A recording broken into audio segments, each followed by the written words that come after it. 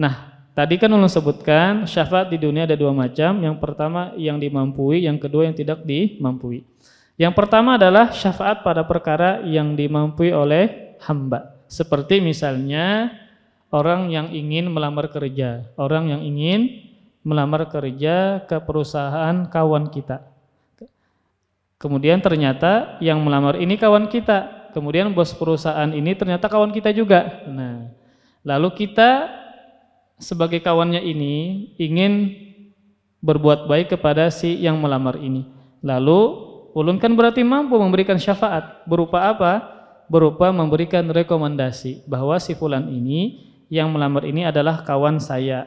Dia adalah penuntut ilmu misalnya, banyak hafalannya. Ini kan berarti rekomendasi.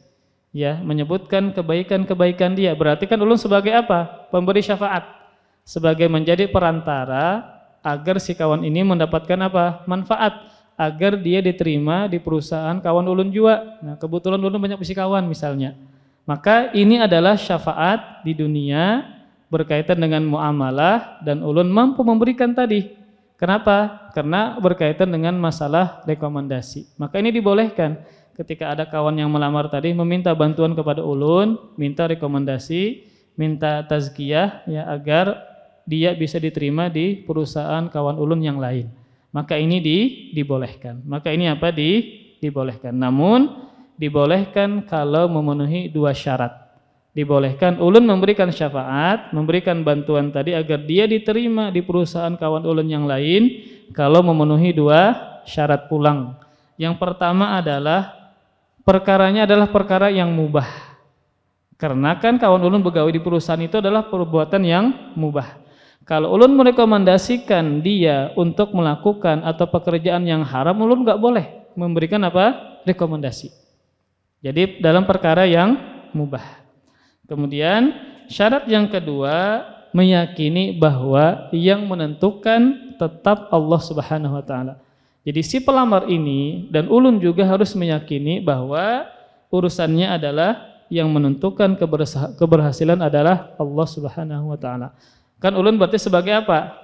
Yang memberikan syafaat, menjadi penengah, menjadi perantara agar si kawan ini mendapatkan manfaat bisa diterima di perusahaan kawan tadi. Maka ini dibolehkan kalau memenuhi dua syarat. Yang pertama dalam perkara yang mubah, yang kedua meyakini bahwa keberhasilan tetap datangnya dari Allah Subhanahu wa taala. Kemudian masih berkaitan dengan syafaat di dunia, yaitu yang kedua pada perkara yang tidak dimampui oleh hamba. Pada perkara yang tidak dimampui oleh si hamba, seperti yang dilakukan oleh orang musyrikin yang meminta syafaat kepada berhala dan batu. Apakah berhala dan batu ini bisa menolong mereka di dunia? Maka jawabannya tidak bisa.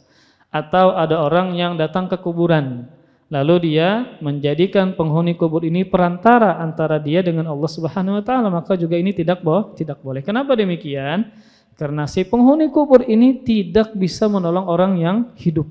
Tidak apa? Tidak bisa menolong orang yang hidup. Dia tidak mampu untuk menolong orang yang hidup. Maka ini adalah perbuatan-perbuatan yang tidak boleh diharamkan oleh Allah Subhanahu wa taala. Karena si hamba yang sudah meninggal ini tidak mampu untuk melaksanakan kebaikannya karena dia sudah meninggal dunia, karena dia tidak mampu untuk menolong orang yang masih hidup. Terima kasih, jazakumullah khairan wa barakallahu fikum. Video ini dibuat atas partisipasi dari donasi Anda. Semoga menjadi amal jariah bagi Anda semuanya.